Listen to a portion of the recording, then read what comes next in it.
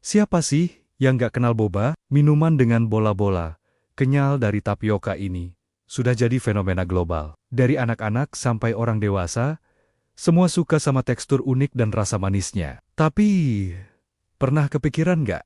Gimana sih awal mula minuman ini?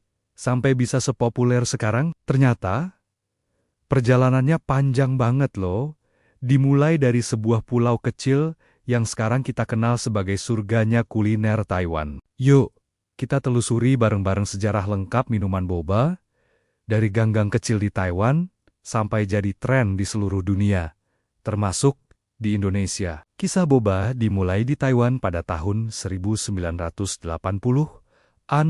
Waktu itu, budaya minum teh sudah sangat kental di sana. Tapi, teh susu dengan tambahan isian yang unik belum terlalu umum. Nah, ada dua cerita utama yang paling dikenal tentang asal-usul boba, yang terjadi di waktu yang hampir bersamaan, tapi di dua tempat berbeda. Cerita pertama datang dari sebuah kedai teh legendaris bernama Chun Shui Tang di kota Taichung. Kedai ini dikenal sebagai salah satu pelopor es teh susu di Taiwan. Suatu hari, seorang karyawan bernama Lin Sui Hui iseng-iseng melakukan eksperimen. Dia punya ide buat mencampurkan bola-bola tapioka, atau yang di sana disebut Fan Yuan, ke dalam es teh susu favoritnya. Ternyata, kombinasi teh yang creamy dengan bola tapioka yang kenyal ini menciptakan sensasi yang luar biasa enak. Pelanggan yang mencobanya langsung jatuh cinta. Minuman ini pun jadi menu andalan, dan dari situlah boba mulai dikenal luas. Tapi, ada cerita lain yang gak kalah menarik. Di kota Tainan, ada seorang pengusaha bernama Tu Chong He, pendiri Hanlin Tea Room. Ceritanya pada tahun 1986, Pak Tu ini baru saja gagal dalam bisnis restoran hotpot. Suatu hari, saat sedang berjalan-jalan di pasar tradisional Yamuliao, dia melihat ada penjual bola-bola tapioka putih. Camilan itu langsung mengingatkannya pada masa kecilnya. Dari situlah muncul ide brilian. Dia membeli bola-bola tapioka itu, kembali ke kedai tehnya, dan mencoba mencampurkannya dengan teh susu. Hasilnya, lahirlah minuman boba versi Hanlin Tea Room. Awalnya, mereka menggunakan boba putih yang lebih kecil dan lembut. Seiring berjalannya waktu, mereka juga berinovasi dengan boba hitam yang lebih besar dan kenyal yang kita kenal sekarang. Jadi, siapa penemu boba yang sebenarnya? Chun Shui Tang atau Hanlin Tea Room? Sampai sekarang, perdebatan ini masih terus berlanjut. Bahkan, keduanya pernah sampai berseteru di pengadilan untuk memperebutkan hak paten atas nama boba. Tapi, pada akhirnya, pengadilan memutuskan bahwa boba adalah produk umum yang bisa dibuat dan dijual oleh siapa saja. Meskipun ada dua versi cerita. Satu hal yang pasti, boba lahir di Taiwan pada era 80-an dan kedua kedai teh ini punya peran besar dalam mempopulerkannya. Dari dua kedai teh ini, popularitas boba menyebar dengan sangat cepat. Awalnya, boba jadi minuman favorit anak-anak sekolah di Taiwan. Mereka suka banget beli segelas boba sepulang sekolah sebagai camilan. Dari mulut ke mulut, minuman ini menyebar ke seluruh penjuru Taiwan. Setiap kedai teh mulai membuat versi boba mereka sendiri.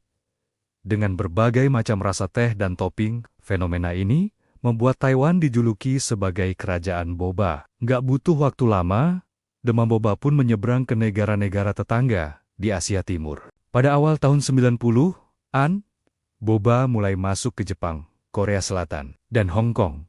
Di setiap negara, boba diadaptasi sesuai selera lokal. Misalnya di Jepang, mereka lebih suka teh yang tidak terlalu manis, sementara di Hong Kong, mereka sering menggunakan teh susu ala Hong Kong yang lebih kental. Lalu, bagaimana boba bisa sampai ke Amerika dan seluruh dunia? Ini semua berkat para imigran Taiwan yang pindah ke Amerika Serikat pada akhir 1990-an. Mereka membuka kedai-kedai boba pertama di kota-kota dengan komunitas Asia yang besar, seperti Los Angeles dan New York.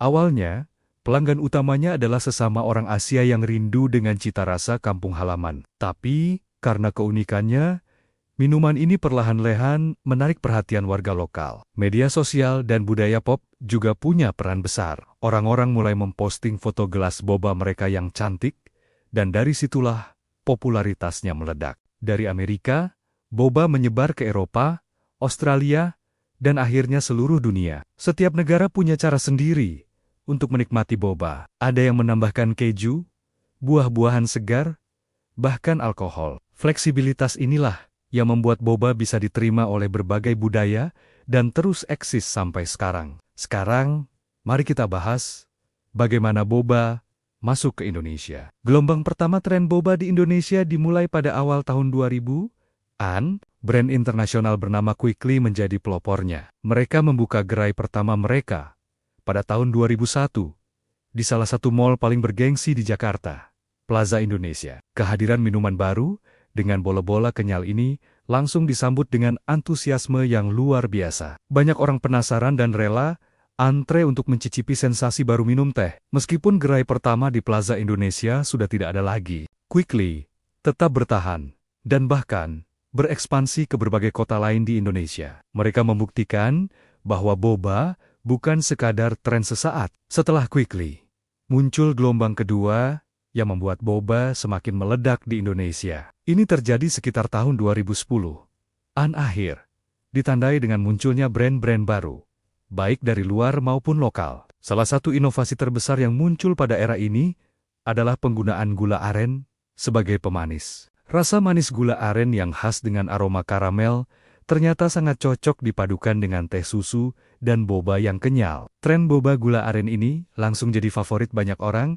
dan membuat popularitas boba meroket lagi. Merek-merek lokal pun nggak mau ketinggalan. Mereka mulai bermunculan dengan konsep yang lebih kreatif dan rasa yang disesuaikan dengan selera orang Indonesia. Ada yang menambahkan topping seperti cheese foam, biskuit, atau bahkan cendol. Persaingan yang ketat ini justru membuat industri boba di Indonesia semakin berkembang dan inovatif. Kini, boba bukan lagi sekadar minuman, tapi sudah menjadi bagian dari gaya hidup, terutama bagi generasi muda di Indonesia. Boba jadi teman nongkrong, teman kerja, atau sekadar minuman untuk memanjakan diri. Hampir di setiap sudut kota, kita bisa menemukan gerai boba, dari brand internasional besar hingga usaha rumahan. Dari sebuah eksperimen iseng di kedai teh kecil di Taiwan, boba telah berevolusi menjadi minuman global yang dicintai miliaran orang. Perjalanannya menunjukkan bagaimana sebuah ide sederhana bisa menjadi fenomena budaya yang luar biasa. Setiap tegukan boba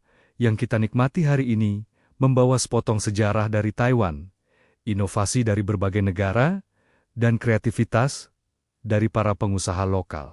Jadi, lain kali kamu minum boba, ingatlah perjalanan panjang di balik segelas kebahagiaan kenyal ini.